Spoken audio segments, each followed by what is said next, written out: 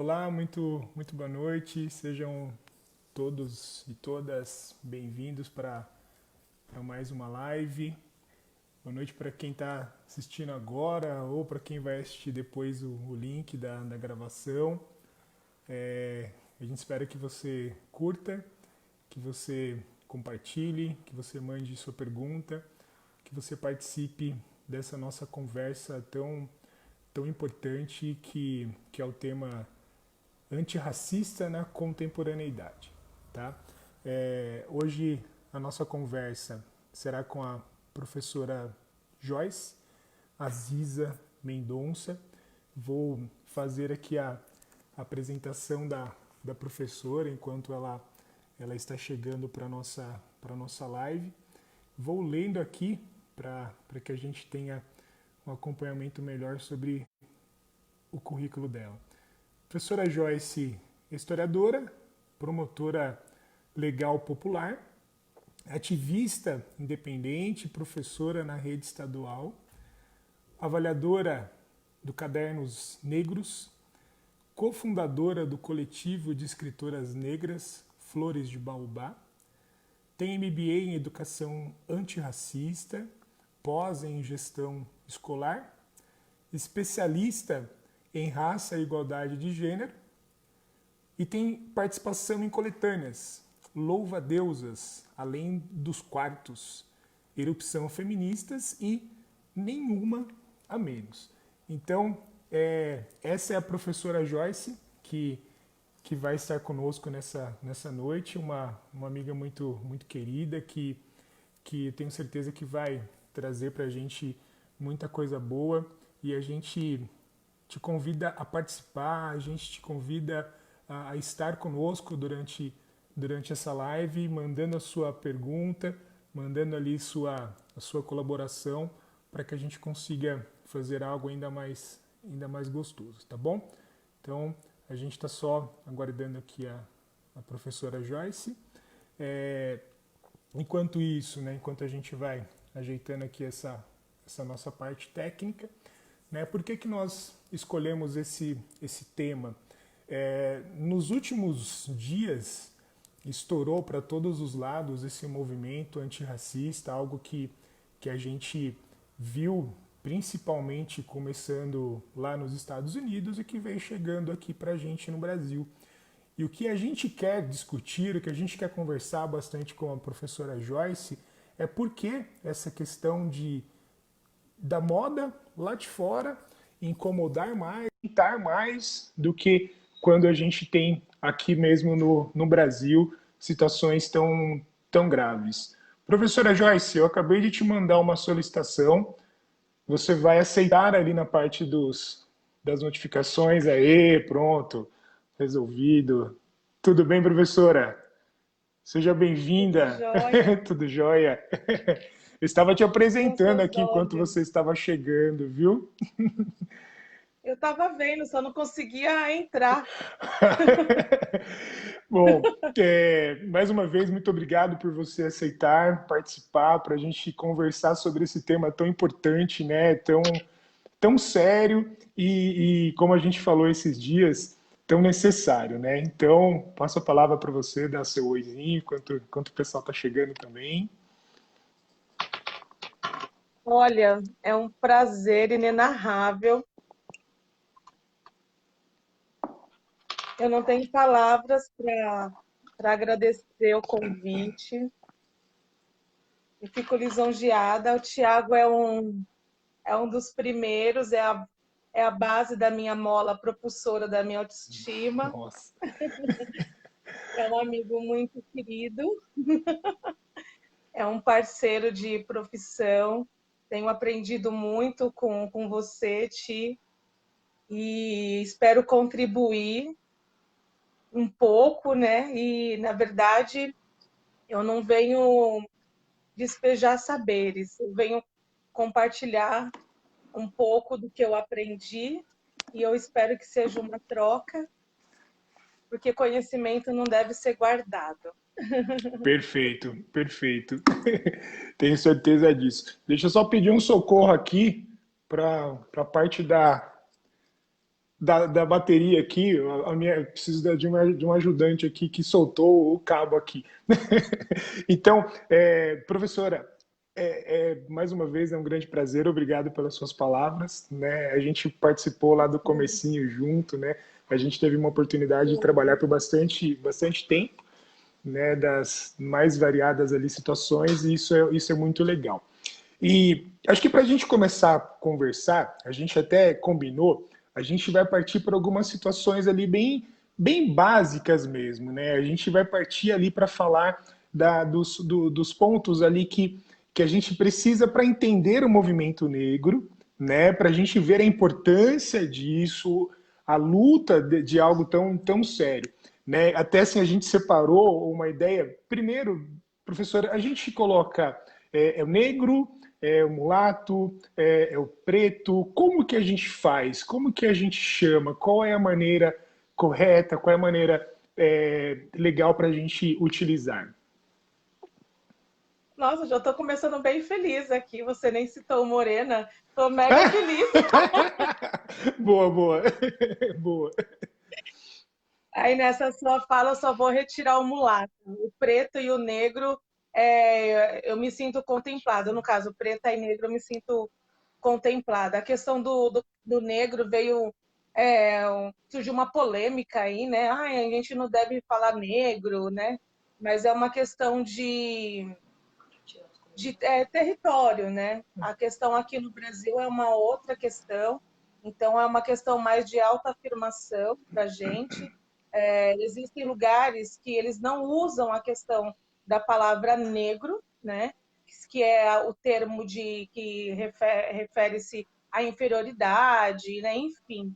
Mas aqui no Brasil é uma questão de autoafirmação, a questão preta também é uma questão de afirmação. Então, o termo de uso, tanto faz, preto ou negro. Mas se você me perguntar hoje como você deve me chamar, eu vou te falar que você pode me chamar pelo nome. Joyce Aziza, que vai ficar bem ok. Show de bola. Você comentou Joyce Aziza. Você mudou Isso, o seu nome. Você não quer já aproveitar, é, explicar como isso, o porquê disso, a importância? claro, claro. Meu nome de batismo é Joyce Mendonça Silva. Joyce é norte-americano, significa alegria. Mendonça é espanhol, né? E Silva é brasileiro. E bem antes de começar a fazer faculdade, né? Eu e minha irmã, a gente não se reconhecia enquanto mulheres negras, mas a gente se falava de afrobege. A gente não sabia, a gente sabia que a gente não era branca, mas a gente se falar que a gente era negra era difícil porque a gente tem uma pigmentação mais puxada como para fala de moreno naqueles tempos, década de 90, né? Quando eu não era ativista ainda, né? Não conhecia a minha história. Então a gente se denominava de afrobege. Meus pais, eles são negros de pele retinta e nós conhecemos assim, porque meu pai, ele é pele retinta, ele é primeiro tom. As pessoas têm o hábito de falar último tom, né? Só que meu pai é primeiro tom, porque os primeiros seres humanos nasceram de África, então ele é o primeiro tom. Só que ele é gêmeos com uma loira. Então a Uhum. gente tem essa pigmentação por conta da minha tia, né? E aí, depois que a gente começou a fazer faculdade, a gente começou a pesquisar algumas coisas, se reconhecer enquanto pessoas. Começou a falar assim, bom, se a gente descende de África, nossos pais são negros, a gente não teria esse nome, esse sobrenome europeu. Porque Uhum. quando as primeiras pessoas africanas, quando foram sequestradas de África e aportaram aqui, elas foram rebatizadas, né? Então, elas não tinham seus sobrenomes aqui dentro do Brasil. Então, elas tiveram outros nomes, né? Maria, né? Mendonça, né? E aí nós ficamos pensando, né? Vamos procurar um nome que aproximadamente faça uma linha que tem a ver com a gente. E naquele momento de se reconhecer enquanto mulher negra, eu encontrei um Aziza, que é nigeriano, que significa magnífica, maravilhosa. E foi um momento, de fato, incrível, magnífico, do qual eu me descobri enquanto pessoa, me reconheci enquanto mulher e negra, porque até então eu era uma mulher sem cor, né? uma pessoa que não tinha cor. Eu era afro-bege, como assim, né? E bege ainda, né? Então, o Aziza, ele veio para corroborar esse momento que foi magnífico para mim. A minha irmã, ela se condecorou com o nome de Ashanti, que significa mulher negra forte, e ela inseriu no sobrenome da filha dela, que é Olivia Ashanti. Então, a minha sobrinha é a primeira linha de mulheres negras fortes no registro. No meu Uau! caso, da minha irmã, é nome social ainda. É. Uau! Logo com a introdução aqui, você já chegou arrebentando, explicando, sendo muito direta, muito clara. Muito bom ouvir você falar dessa maneira, viu? A gente está vendo a participação aqui das pessoas colocando também isso, muito top. Você coloca, aliás, quando a gente conversou um pouquinho sobre o tema, a gente até, na escolha do tema, a gente citou. Vamos colocar o antirracista que virou moda hoje, né? Que virou uma modinha, porque começou lá fora, né? E a gente tem no Brasil morte todos os dias, a gente tem nas favelas um monte de situação de violência, de descaso, enfim, e não incomoda tanto, né? Ou não sei se não ganha tanta visibilidade, e de repente aconteceu lá fora e chegou pra gente com toda a força. Olha, eu vejo por outro prisma. Na verdade, eu acho que eu acredito que afeta, sim, tanto quanto. A diferença é como chega na mídia, né? Porque como a gente coloca aqui, a Revolução Negra ela não será transmitida. Então, eu lembro muito bem de um filme, eu não sei se você assistiu, que é O Banheiro do Papa. Esse filme, ele é muito importante para a gente entender como que essa questão negra ela chega na mídia, né? E quem é a mídia, né? Então, como essas questões de negritude elas chegam na mídia, eu vejo que ainda ela chega de uma forma distorcida, porque elas dão muita ênfase ainda às questões norte-americanas, né? Por que a questão de fora, norte-americana, elas deram mais ênfase do que o caso do Miguel? Eu acredito que seja muito questão de mídia mesmo, Uhum. porque a questão de revolução aqui no Brasil, da gente não ter ido na rua, por exemplo, é a questão da nossa polícia ser muito mais assassina, né? Então, a gente anda aqui no Brasil tentando sobreviver. Então, o nosso ideal primeiro mesmo, é de tentar sobreviver. Porque a gente não precisa nem ir para a rua para tentar lutar, que a polícia já mata. Então, como é que a gente faz essa tentativa de sobrevivência e de resistência? Então, a nossa resistência, primeira, ela é de sobrevivência. Então, a gente precisa fazer esse recorte de resistência, de sobrevivência no Brasil primeiro, para depois a gente fazer essa comparação, né? Perfeito. Eu vejo nessa linha. Joyce, a luta, o movimento negro, ela é do negro ou ela tem que ser de todos? Ou ela vai ter um impacto maior quando ela for de todos? Ela precisa ser de todos. Porque o racismo, ela não é um problema do negro. Não fomos nós negros quem inventamos. O racismo é um problema do não negro, né? Quem tem problema com o negro são os não negros, né? Então, é por isso que existe essa palavra antirracista. Uhum. Enquanto os não negros não se derem conta de que o racismo também é um problema deles, nós não vamos ter um combate igualitário, né? Perfeito. Quando eu falei para você assim, ó, vamos colocar um tema que, embora seja moda, mas a gente já vem com essa questão há muito tempo, porque eu fiz a defesa do meu MBA em dezembro.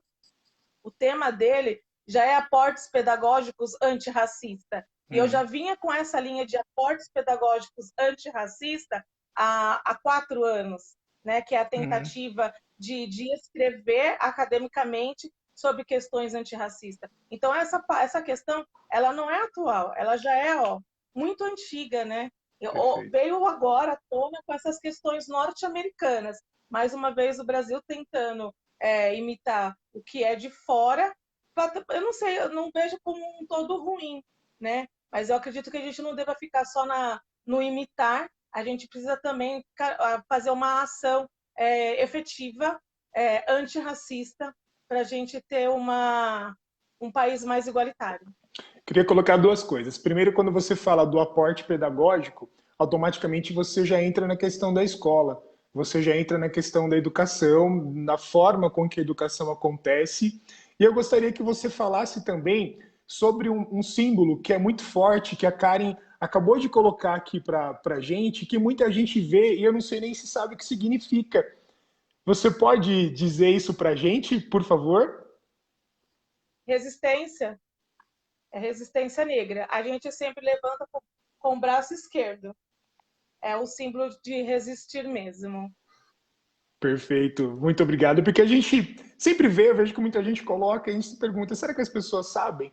Né? Ou quando vê, o porquê disso? Muito obrigado, valeu por ter explicado. Então, voltando à parte do aporte pedagógico.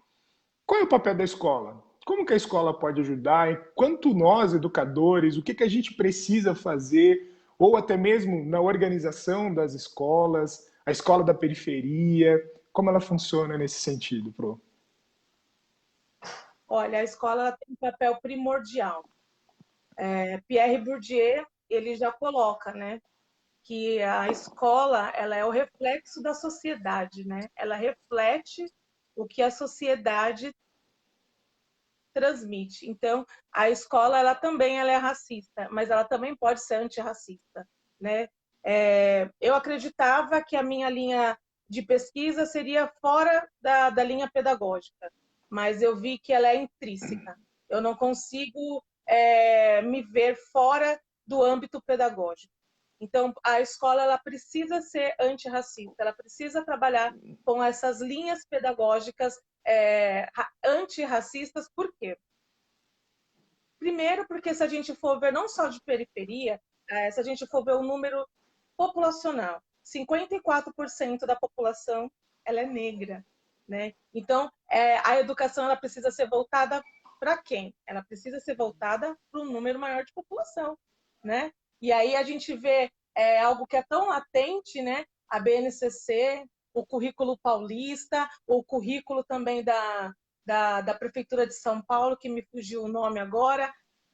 Todos esses três parâmetros, né, que são marcos legais, eles corroboram para quê? Para que a escola consiga agregar o maior número de pessoas, né? Que ela parta para uma educação igualitária. Então, o papel da escola é, sim, ouvir o aluno. Quando a gente fala de uma educação ativa, né? Onde a gente possa ouvir o aluno de fato, né? Partir da realidade do aluno, qual é a realidade do aluno? Será que o funk ele é tão ruim assim? Por que será que ele é marginalizado? Só que no carnaval, quando a gente vai ver nas, como que é o nome daqueles lugares? E agora? Não, Alguém gritou, porque alguém te colando aí, né? a Camila até que gritou sambódromo. Boa. Nas elites, nos Perfeito. bairros elitizados, as pessoas, os burgueses estão o quê? Ouvindo funk. Então, até quando nós vamos inferiorizar as músicas que esses meninos e meninas gostam, né? Então, a gente precisa saber qual é a realidade desses jovens, trazer para a gente poder fazer uma educação que tenha a cara desses alunos, né? Porque Perfeito. se a gente... Quem está falando? Não, Ah. Então, não só a questão, eu não consigo fazer só o recorte racial, né? Enquanto mulher, eu também preciso fazer o recorte de gênero. Então, se a gente também, no partido da linha de gênero, né, colocar as questões das mulheres nesse currículo, as questões de raça dentro da escola, a gente não vai ter uma educação igualitária. A gente não vai falar a língua desses jovens da atualidade do século XXI. Porque nós nascemos no século XX, né? Então, qual é a língua desses jovens que estão hoje na escola? Quais são essas necessidades deles, né? Então, a escola ela tem um papel fundamental, fundamental. Professora, falando escola, né, já estamos aqui na educação, a questão das cotas, que tanto incomodou, que tanto incomoda, né? Por que a importância das cotas? Por que elas foram criadas? Por que elas precisam existir? Você pode esclarecer isso, a importância dessa situação, de quando elas foram criadas, e acho que até mesmo fazer aquele link, né? Nós viemos de uma colonização, os negros foram tirados da sua terra, como você já falou no começo, e a gente tem uma dívida gigantesca, né? Eu já estou atrapalhando você, desculpa. Não, não tá não. Não tá não. Vai lá. Eu vou fazer melhor, eu vou escurecer. Certo. Ao invés de esclarecer, eu vou escurecer, então. Na verdade, o Brasil tem uma dívida histórica, né? É, um pouco antes da falsa abolição, houve-se uma lei que proibia a ascensão dos negros na escola, né? Eles podiam ser libertos ou não, mas eles não podiam ascender as escolas. Então, olha o absurdo, né, dessas pessoas colocar assim, olha, fulano, ciclano e beltrano não podem ir para a escola, né? Essas pessoas não podem ascender a escola. Então, a cota, ela é reparação histórica. É colocar essas pessoas, dar a ela o que não foi dado antes, né? Porque se a gente for falar de história, aí nós vamos falar a mesma língua, né, Thiago? Porque Parei. quando a gente for falar, quando a gente for falar do Merchan, do 1888, quando foi fazer aquele comercial Venha para o Brasil, né? Nós vamos dar terra, moradia para vocês. A Isso terra é da cota, né? oportunidade. E terra, oportunidade. Eu vou de outra língua, né? Venha para o Brasil, português, alemão, né? Vou te dar terra. Isso, vou te dar terra, é cota. Vou te dar trabalho, isso é cota. Então, para lá. Então, por que quando a gente fala vou dar para o negro, não pode? Uhum. Eu geralmente, Thiago, é que nós somos amigos. Eu geralmente não discuto cota. Uhum. Cota Uhum. já é lei, eu não Uhum. vou discutir. Mas como Uhum. a gente somos nós, a gente pode fazer essa troca. Mas Mas o geralmente sentido é de explicar o porquê que ela existe, né? Porque né, tem muita ela gente que não existe sabe o porque ela é porquê uma que ela reparação. existe. Isso, ela é uma reparação histórica, porque nós Uhum. somos privados de acender essa educação formal. Embora o que muitas pessoas falam, né, é dessa resistência física, né, da população negra, né, a capoeira, culinária, essa resistência. Mas que muita gente acaba esquecendo é a resistência intelectual. Enquanto essas pessoas estavam nos privando de ascender essa educação europeia, as pessoas negras que saíram de lá, primeiro, vou fazer só uma linha do tempo. Quando essas pessoas foram sequestradas de África, elas não deixaram de compartilhar seus conhecimentos. Até mesmo do navio negreiro, elas tiveram seus compartilhamentos. Porque se elas continuaram, mesmo sendo rebatizadas, elas continuaram a se comunicar, isso é conhecimento. Uhum. Mesmo que esse conhecimento, eles não foram aceitos. Por quê? Porque eles queriam inferiorizar alguma população, né? Uhum. E aqui dentro, já dentro da senzala, vou te contar um babado. Adoro essa parte da história. Adoro. Vamos lá. Porque eles acham, sabe por que eu gosto? Porque as pessoas acreditam, muitas pessoas acreditam, que nós negros fomos escravizados de forma passiva. Um chicotinho aqui e ali, e nós não resistimos. Pois bem, vou te contar.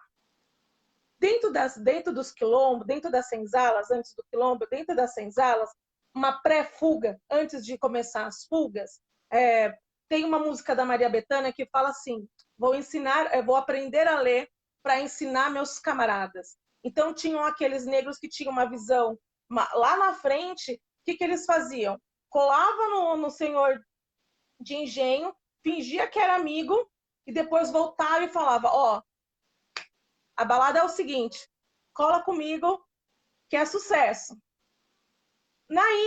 Dessas questões, dentro do Sudeste, né, na região Sudeste, formaram-se as rodas de jongo.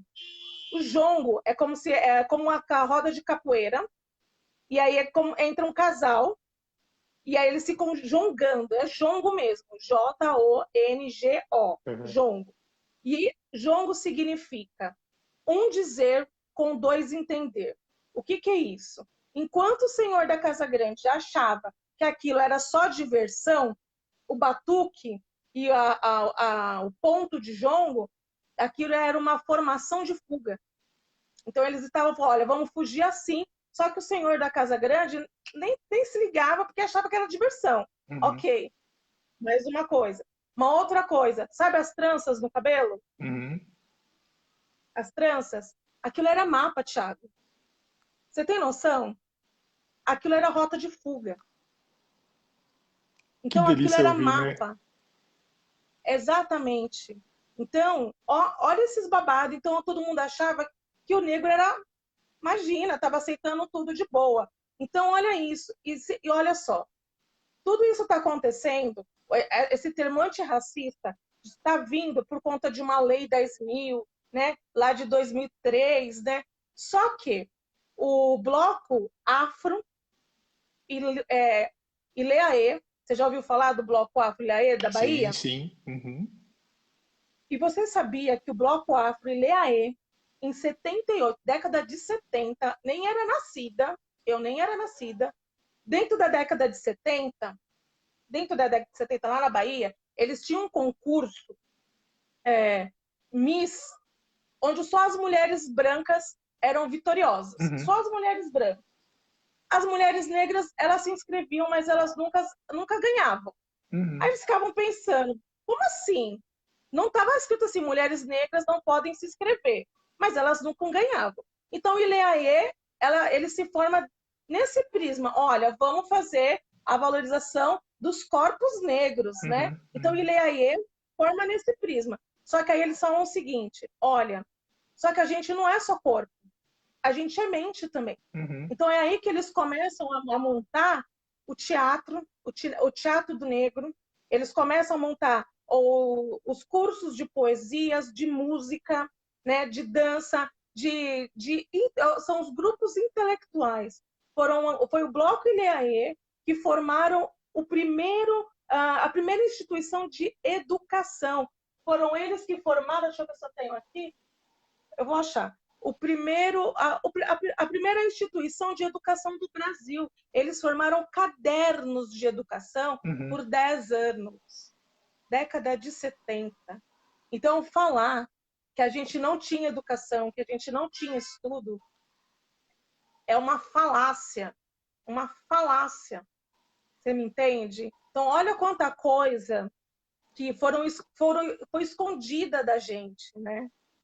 E aí é bem legal, né, Joyce, eu tô amando o que você tá falando e os comentários aqui, tá muito bom. E duro que assim, eu fico tentando ler e Olha o eu me Biel! perco aqui no negócio, muito legal. A Kátia colocou que conhecimento também é resistência, né? Bem dentro disso que você estava falando, né? Eu preciso, né, para conhecer para poder resistir. Se eu não tenho conhecimento, se eu não tenho essa educação, como que eu vou resistir aqui, né? Ó, Exato, é isso mesmo. BA aqui colocou tranças à resistência. Quanto mais finas as tranças, mais difícil para o capitão do mato. Opa, fugiu aqui para fazer a leitura. Não consegui aprender muito bem, né? Quanto mais fino, mais trabalho, mais difícil era para o capitão do mato para conseguir prender os escravizados na hora da fuga, né? É isso mesmo, Thiago. É isso mesmo. E você sabe de uma coisa, olha só. Eu fui fazer meu MBA, foi em dezembro, então eu fui fazendo todas essas coisas, né? E aí foi muito difícil fazer a minha dissertação, porque aí eu fui comprando vários livros, fazendo várias leituras. Foi uma emoção tão grande que eu fui pegando várias leituras. Eu falei assim, gente, como é que isso só foi chegar na minha mão agora? Isso é muito injusto. Se eu tivesse pego esse livro há 10 anos, há 20 anos, eu seria uma pessoa muito melhor. É muito injusto. Um livro de 78. Como que eu não sabia que o Ileaê não era só dança? Isso é genocídio, é matar uma cultura, Thiago. Não era É para saber, matar uma né? cultura. Não era para saber, Não né? é, A eles não, ideia não era chegar olha, nisso, né? você chegou num ponto. Você chegou num ponto. Sabe por quê que eles não queriam que os negros soubessem, que nós não soubéssemos nossa história? Porque a gente ia dar medo. Então, isso, o que conhecer, a gente se autoconhecer é dar medo nas pessoas. Porque olha o que a gente consegue fazer quando a gente se conhece, quando a gente conhece a nossa história. É isso que é se empoderar. Se empoderar também é estudar. Não é só estética. Não é só ter o cabelo black, aceitar o cabelo, né? Não é só isso. Vai muito mais É se além, né? conhecer. É isso mesmo. É isso mesmo, Thiago. Olha, que emoção. Estou maravilhada aqui. Eu queria assim, até aproveitar, na verdade eu queria ter aproveitado lá em cima, aí no fim a gente foi entrando, mas quando eu coloquei esclarecer, e agora eu já me perdi aqui para ler, agora já era, depois eu vou tentando aqui. Quando eu Não tem coloquei problema. esclarecer, você colocou bem legal, você falou, então vamos escurecer um pouquinho, aí teve uma outra pessoa, né, que colocou o escurecer também, e isso é muito legal. Eu queria que você aproveitasse porque tem algumas palavras que a gente sabe que veio como uma herança e que a gente utiliza no nosso vocabulário o tempo todo desfazendo, cometendo um racismo, né? Não sei se escondido, eu não sei se é essa palavra, mas não tão claro do que está se passando. Enfim, acho que você entendeu o que eu quis te perguntar, né? Entendi. Entendi, sim. Isso se chama descolonização, né? Descolonizar o conhecimento, descolonizar os conteúdos, descolonizar. Então, o que você me apresenta aqui, por exemplo, quando a gente vai se autodeclarar, vamos dizer assim, Uhum, uhum, você é pardo. Primeiro, que quando a gente se autodeclara pardo, no IBGE, ele vai contar como preto. Não tem jeito. sim. Mas quando a gente fala assim, olha, pardo é papel. Mas vamos desmistificar bem essa questão, né? Quando a gente fala em pardo, a gente remete a um pássaro. O Uhum, pássaro pardal. O pássaro que obedece, né? Então, se a gente não quer ser lembrado, nós negros, pretos, nós não queremos ser lembrados daqueles que só obedecem. uhum, Nós temos as nossas ações próprias, uhum, né? Então, a gente não só obedece, nós temos as outras ações, né? A questão do mulata, que é um animal que não se reproduz, né? uhum. E quando a gente fala das passistas, vamos lá, que elas são chamadas de, olha, até esqueci como elas são, como que a gente chama de uma forma pejorativa? Mulata, né? Olha eu. Tá. As passistas, a galera chama elas de mulatas, né? Uhum. Tá errado chamá-las de mulatas. Elas são passistas. Então, o termo correto é passistas, Assista. né? Outra forma da gente se corrigir, até mesmo enquanto historiadores, né? Nossos Uhum, professores, né? uhum, Olha, o mercado negro, né? uhum, Mercado negro, né? Não, o mercado ilegal. Porque se a gente sempre colocar o mercado negro, ou então vou anotar seu nome no caderno negro, a gente vai colocar que tudo que se remete ao negro é ruim. E se a gente voltar à aula do iluminismo, que são as primeiras aulas do 8º ano, a gente vai ver que quem montou o dicionário, né, as enciclopédias, foram os europeus, né? uhum, Foram eles que deram significado às palavras de acordo com o que eles pensavam. Então, uhum, branco é o quê? Puro, claro, límpido. O que é negro, né? Escuro, sujo. Mas isso de acordo com a visão deles. uhum. É uma visão errônea deles. Aí vamos para o Egito. Gente, eu adoro essa parte do Egito. Vamos para o Egito, né? Olha lá. O Rio Nilo tem o deserto, que é branco. O que tem no deserto? Cemitério. É onde está morto. E na beira do Rio Nilo, onde é fértil, é preto. Então, Onde dá olha esse vida. significado, né? Então, olha esse significado. É de territorialidade. Cada lugar tem um significado. Então, para nós que somos negros, é fértil. A cor preta é fértil, né? Traz vida. É o que dava vida ao Nilo, ao Egito. É a cor preta. né? O que é fértil. Então, são esses diferentes significados Opa! que, né? Que mais aqui? Olha que O o termo Reginaldo colocou o escravo, denegrir. ao denegrir. O Reginaldo colocou, é O nesse denegrir, sentido eu fiz também, uma né? o denegrir eu fiz uma colinha porque eu quero explicar bem direitinho. Por favor. Eu fiz uma colinha. Denegrir é uma expressão usada com o significado de difamar, na verdade, que quer dizer tornar-se negro. Muita gente comete esse erro, né? Outro dia eu quase corrigi um vereador na rede social, mas eu falei, não é o momento, né? Fica me denegrindo. O rapaz, bem clarinho, mas olha, você não vai se tornar esse negro nunca, bonitão, Poxa né? vida. Mas, enfim, isso é descolonização. A gente precisa fazer essa descolonização, a gente precisa reaprender, né? O conhecimento liberta. Eu acredito que, assim, tem a linha do tempo, né? Tem a linha do tempo. A partir do momento, se a gente usava todas as palavras ruins que a gente não gosta de ser usada, né? A partir do momento que a gente já sabe dessas questões, a gente agora não pode mais cometer esses erros. Perfeito. É um novo marco na nossa história, né? Perfeito. É um novo marco. Olha, deixa eu aproveitar nesse sentido. A gente tem o dia partindo dessa ideia da descolonização e de tentar tirar isso, nós temos o dia oficial da libertação dos escravos, certo? É aquela história bonitinha que a gente sempre ouviu desde pequenininho lá na escola. Mas a gente sabe que não é o dia correto, que não é o dia que a gente tem ali como referência de fato. Explica isso pra gente, por favor, Bruno. Tá. Vamos lá, então. Vamos desconstruir mais um pouquinho aqui. Vamos começar pela palavra escravo. A partir de hoje, a gente não fala mais escravo. Perfeito. A gente vai falar escravizado. Porque quando a gente começa a falar escravo, parece que a pessoa nasce com as correntes no braço, né? Uhum. Só que quando a pessoa nasce ali na senzala, né, nascia, ela não ia direto para o trabalho. Esperava-se certa idade para depois ela começar aquele trabalho escravo, né? E Makota Valdiva, uma ativista baiana que morreu em março do ano passado, ela dizia assim: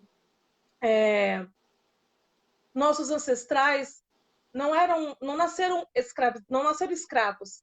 Eles foram escravizados e nós descendemos de escravizados que eram reis, rainhas, príncipes e princesas.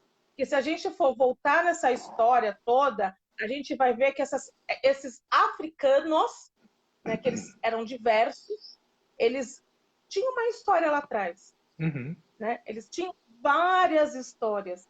Então, essas pessoas eram escravizadas, certo?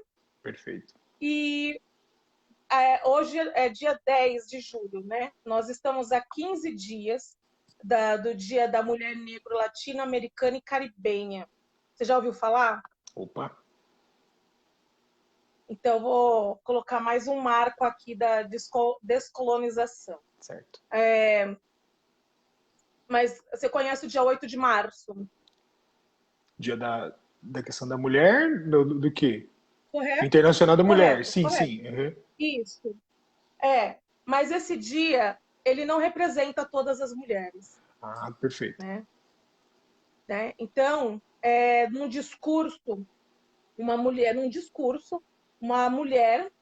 Sojourner Truth, ela coloca assim: vocês estão fazendo tanto alvoroço, eu já estou partindo aqui para gênero, hein? Vocês fazem tanto alvoroço, mas ainda estou falando de raça, porque era uma mulher negra. Fica Olha os babados tranquila. aqui.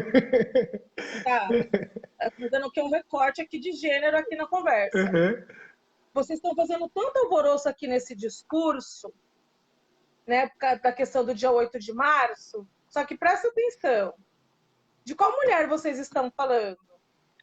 Né? De qual mulher? Porque enquanto essas mulheres estão reivindicando direito, nós, mulheres negras, já estamos trabalhando faz tempo. Quem é que cuida dessas mulheres, dos filhos dessas mulheres? Para elas irem trabalhar ou até para reivindicar. Que perfeito. Né? E aí, voltando para a Sojourner Truth, o que ela coloca? Ela falou assim, olha, os homens brancos falam assim que que os homens precisam ser cavalheiros, que as mulheres, ao passar, precisa ser colocada um casaco para elas passarem na lama. E eu não sou mulher? Eu arei, colhi algodão, fiz tudo que tinha que fazer e eu não sou mulher, né? E ela vai colocando essas questões, né? Eu pari um filho no meu parto, ninguém me ouviu no meu parto ali, né? E eu não sou uma mulher. Vi meus filhos todos sendo vendidos como escravos. A não ser Deus me ouviu nos meus lamentos. E por isso eu não sou mulher. Uau. Então ela vai colocando essas diferenças, né? De qual mulher nós estamos falando. E aí nós fazemos esse recorte no movimento negro, né? E aí o movimento negro, como você fez essa pergunta lá no começo, são vários movimentos, né? Porque nós negros, nós não nos encaixamos numa caixinha. Nós somos diversos até nisso, né? Nós somos diversos. E aí, a questão da mulher, que é no dia 25, a mulher negra latino-americana e caribenha, aí sim, esse dia é o dia da mulher negra. Mas nesse dia, as mulheres não negras, elas devem lutar com a gente também, porque no dia 8 de março nós também sempre lutamos com elas. Então, nós temos esses recortes que nós precisamos fazer e isso também é importante, fazer esses recortes. Uau, dá até arrepio aqui de ouvir tanta coisa boa. Na verdade, a cabeça vai longe, né? Você fica imaginando, pensando, sentindo um pouquinho no lugar do outro, né? Essa luta toda, né? Ela vem à memória tudo que a gente vê o tempo todo, tudo que a gente presencia, né? De perto ou de longe, ou através de relatos, de testemunhos, é muito doído, né? Muito sofrido. A gente vai lendo até mesmo. Poxa vida, eu perdi a parte que um amigo teu colocou de que o racismo no Brasil ele é muito sutil, né? Então você tem lá fora, por exemplo, onde você teve a segregação, né? A separação de espaço. No Brasil, não. No Brasil, teoricamente, está tudo lindo, está tudo muito bem. E a gente sabe que não é nada disso, né? A gente sabe que não foi nada disso. Você já colocou isso muito bem, né? Sim, sim. Nós vivemos num país onde as pessoas sabem que existe o racismo, mas não existe racista, né? Boa, Ninguém é racista. É impressionante como não existe racista, né? boa. Aqui no Brasil, na verdade, é onde o racismo deu certo, né? Porque Entendi. a gente não consegue enxergar, a gente não consegue.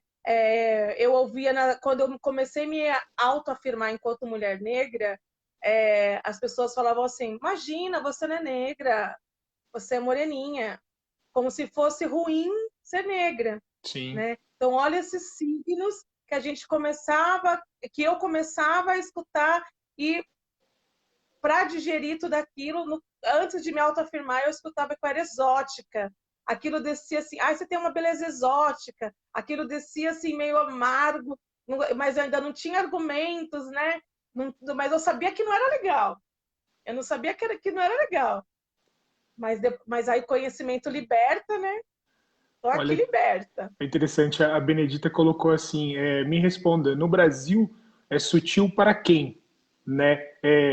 Aqui encontrei foi o Eginaldo, cadê? Eu perdi o nome dele de novo, meu Deus. Vai entrando aqui, eu perdi, quando ele coloca, né, na parte de que o racismo é sutil, e aí vem esse questionamento, né? Seria sutil para quem? Né? Então, É verdade. É sutil para quem, né? Para quem não sente, é verdade. É sutil para quem não sente. Mas para quem é barrado na porta do banco, para quem é parado pela polícia, para quem vai dar à luz na maternidade, é muito cruel. Enfim, para as crianças nas escolas, ele é muito cruel. Ele é muito cruel. muito bem. Ele não é sutil. Ela ainda coloca aqui, né? Só para os não negros, não é a rainha. Né? A Kátia Oh, colocou meu. aqui. Depois você conseguir me ajudar aqui a acompanhar a leitura, porque eu já me perdi aqui, viu? Eu Na não parte consigo das fazer a perguntas, leitura. né? Então eu estou tentando aqui fazer a leitura e te ouvir, eu consegui me perder aqui algumas vezes. Daqui a pouco eu vou tentando voltar ali para falar. E a periferia? E a tal da meritocracia? E onde que fica? Onde que encaixa tudo isso? Que coisa linda, né? Um discurso bonito de ouvir, né? Fica na burguesia, né? Né? Fica na burguesia. Porque eu não me recordo com quem eu estava conversando, que eu me lembrei da Viola Davis, né? O que falta para nós negros são oportunidades, né? Porque nós somos tão potentes quanto, né? Então, se a gente for falar de meritocracia, para a gente essa historinha não cola, né? Porque agora a gente pode falar do ensino à distância, né? Nossa. Meritocracia, aonde, né? Como que fica esse ensino à Aonde? distância, então, diante de tudo isso, não é? Sim. A internet chega para Pois é, a gente pode todos os até alunos estão sendo atingidos, né? da mesma forma, né? Pois é, a gente pode até falar do Enem, né? Será que a meritocracia chega ali na nossa periferia? Olha, meu bairro é bem periférico. Dá para a gente fazer um recorte aqui de quem tem celular, que dá para baixar o aplicativo da Sim, SMSP tranquilo. A gente pode fazer um mapeamento. Então, essa questão de meritocracia é balela. É aquela questão de assinar a Lei Áurea só para os ingleses falar que tá ok. É isso. A gente tem que ter isso bem escurecido para gente. Bem perfeito. escurecido. A Bárbara Scarelli ainda coloca, né? É cruel quando as mulheres negras são as mais violentadas e o maior número de desempregadas, né? Sim, sim, sim. Tem aquela questão, essa música me vem na cabeça que é de uma forma latente. Precisa-se de moça, boa aparência para secretária. Não está dizendo precisa-se de moça branca, loira para secretária, mas isso é intrínseco. Está escrito lá, precisa de moça branca para ser secretária, não as negras. Olha, tem uma história da minha mãe que eu sempre conto e eu escrevi sobre ela. A minha mãe, na fase de quando ela era solteira, ela trabalhava no escritório odontológico e ela fazia a limpeza do escritório. E a telefonista, ainda era época de telefonista, hein? A telefonista teve. Quando a telefonia era hora de almoço, quem atendia o telefone, anotava os recados, era minha mãe. E quando ela pegou licença, essa telefonista, a minha mãe falou assim: eu não posso ficar com a vaga dela. Eu sei fazer o serviço, eu sei fazer tudo. Qual foi a resposta? Não. É melhor não, né? Não ia ficar legal as pessoas vendo você ali atendendo o telefone. Então, olha, talvez essa palavra sutil que você tenha usado, ela caiba aqui, Sim, sim. né? Mas a hora que minha mãe sentiu, não foi sutil ela ter sentido isso. Então, o racismo ele é perverso.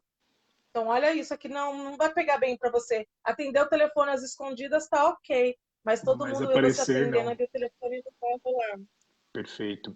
Deixa eu só corrigir, assim, na verdade, foi uma fala que eu li aqui tá, da sutileza no Brasil, tá bom? Eu perdi Ah, de sim, novo o verdade. nome dele aqui, Eginaldo. Aqui agora eu achei, o Eginaldo Honório. Pronto, agora eu consegui achar o nome dele aqui. Né, a Valéria fala de uma falsa democracia racial no Brasil, né? Sim. E olha, vou te falar uma coisa, Thiago. Mesmo nós, ativistas, que estamos ali na linha de frente, a gente não está livre de passar por essas situações assim constrangedoras de racismo. Valéria de Paula, ela foi barrada no banco, sem brincadeira nenhuma. Então, essas questões não nos livram a cara. Também a gente pode falar pelas atrizes que já são mega famosas. Uhum. Então não é questão de você ascender um lugar social ou ter um conhecimento acadêmico, doutorado, né? Enfim, né? Não nos livra a cara. Eu lembrei de uma coisa que eu queria falar, Por favor. do ex-ministro da Educação. Eu fiquei muito inquieta com as chacotas da qual ele passou. No não tem mestrado, isso e aquilo, Uhum. né? Mas eu tô...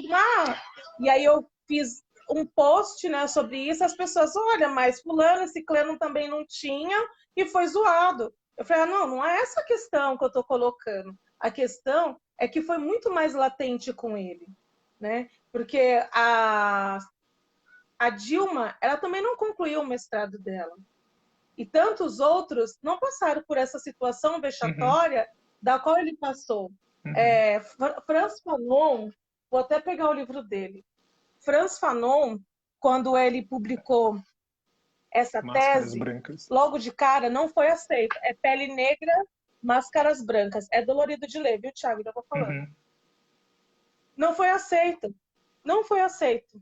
Então a gente precisa ver esses signos, o quão importante é. Uhum. Quando eu fui fazer a minha defesa, a minha arguição, a convidada, ela foi para me reprovar.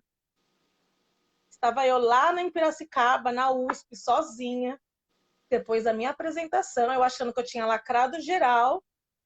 Ela fala, eu vim aqui só para te reprovar, porque a sua escrita é muito militante. Essa foi a fala dela. Então, é por isso que nós vamos... são essas situações que as pessoas racistas fazem nos passar. Entendi. Né? O meu MBA, ele era a bibliografia inteira, ela é negra, são pessoas que têm mestrado, doutorado, pós-doc, e ela teve a cara de pau de falar que a minha escrita era muito militante. Eu Militante. só não fui reprovada por conta de um antirracista, porque eram todos na banca brancos, e ele falou assim, não existe isso, vamos conversar. Como que você vai reprovar a moça? Ela chegou aqui, olha isso aqui. E aí, ficamos, viu? Uma hora, enfim, foi um rebuliço. Dirigi 3 horas chorando até voltar para casa. Professora, Olha, passei um pererê. é triste. Deixa eu perguntar uma coisa. Você falou de ser ativista. Eu vi aqui que o Vanderlei colocou, e daqui eu vou encontrar aqui enquanto você explica pra gente. O que significa ser ativista? Você falou agora ativista. Até isso para a gente entender. O que significa ser ativista? Quando você coloca que você é um ativista independente, né? Como funciona isso? Por favor. Ser ativista é lutar por algo que você acredita, né? Então, eu acredito em 2 recortes. Né? Eu acredito no recorte racial e no recorte de gênero, porque enquanto mulher e negra, eu não consigo, né, lutar só pelo recorte de gênero, porque eu também sou mulher e negra. Né? Então, ser ativista ou militante, tanto faz o termo, eu prefiro o ativista, lutar por uma causa. Entendi. Você pode ser ativista e lutar pela ecologia, né? Enfim, Perfeito. pelos animais.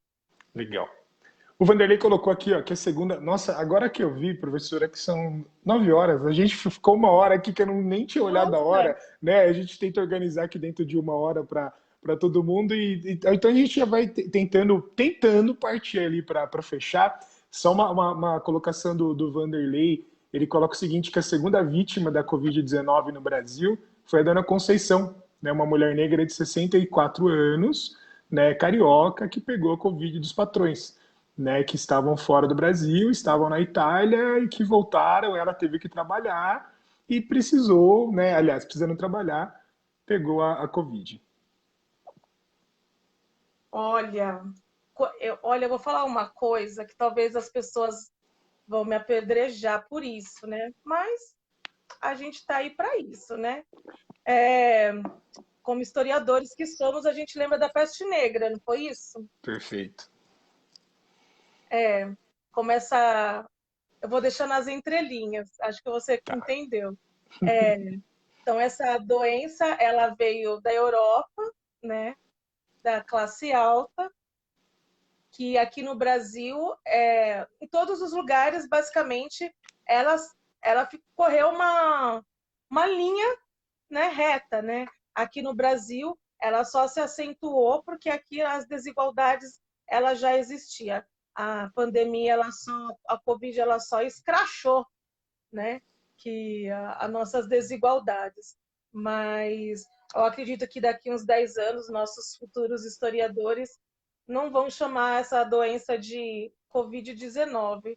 Pode ser uma outra peste com outro nome. Escutei a Camila aí junto. Eu vou te fazer uma pergunta, e aí a gente já vai fechando. Eu já peço para que você faça suas considerações finais. Antes de fazer a pergunta, eu quero mais uma vez agradecer você. Eu acho que a gente cumpriu o que a gente queria, que era falar de uma maneira bem leve, bem direta, esclarecer um montão de dúvida que muita gente tem, que muita gente fala e que muita gente reproduz algo que viu, que ouviu e que nem sabe o que está fazendo. Né? Então, o que a gente queria era isso. Eu acredito que deu muito certo, foi muito legal. Tanto que a hora passou que nem deu para perceber aqui. Então, eu te faço uma pergunta e eu já te passo para as considerações finais. Em termos de política pública, o que precisa acontecer? O que a gente precisa melhorar? O que ainda falta abrir para que a gente, começando assim, vamos pensar, não precisa nem começar no macro, mas começando num micro, para que isso venha crescendo e atinja uma grande parte? Educação. Show. Educação. Dividida em dois, educação do lar e educação acadêmica. Cuidar dessa educação. E educação. Essa é a palavra. Perfeito. As suas considerações finais? Fechando. Eu agradeço, Thiago. Foi uma situação sine qua non. Adorei. As horas passaram rápidas. A pandemia tem me ensinado muitas coisas, tem me colocado pessoas das quais eu quero estar do lado, eu quero que estejam do meu lado. Você é uma delas e eu quero te desejar sucesso, vida longa. As pessoas que participaram são essas pessoas também que eu quero que estejam do meu lado esquerdo. Quero guardar aqui do meu coração. Eu quero que vocês se cuidem, que vocês se protejam, que a gente possa sair dessa melhor, que a gente possa ficar bem. Sim.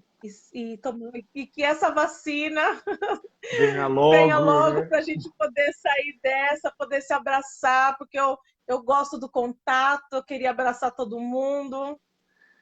E, mais uma vez, obrigada por esse momento. Eu espero ter contribuído, ter sido espelho para algumas pessoas. E que se alguém quiser depois conversar mais um pouco, eu sou aberta. Se eu tiver feito alguma coisa errada, a gente vai trocar também. A vida é feita de troca. Perfeito. Gente, todo mundo que participou, muito obrigado. Vocês deixaram isso muito mais gostoso. Nos perdoe que a gente não conseguiu ler, porque assim, conforme você vai fazendo a leitura, aí assim, nossa, ficamos devendo, né? Eu até peço desculpas porque estava muito gostoso de te ouvir falar, ao mesmo tempo de fazer a leitura aqui. Então, se a gente falhou em algum ponto, mais uma vez, né, eu deixo o meu pedido de desculpas. Nos ajude, compartilhe, que isso chegue bem longe mesmo, né? Que a gente tentou fazer de uma forma bem gostosa mesmo, bem leve, para que todo mundo consiga entender bem. Show? Resistência. Valeu. Boa noite. Muito obrigada, Ti. Beijão. Valeu mesmo, viu? Até Gente, mais. obrigada. Tchau, tchau. Beijo para as flores de baobá. Boa, Beijo. boa, boa.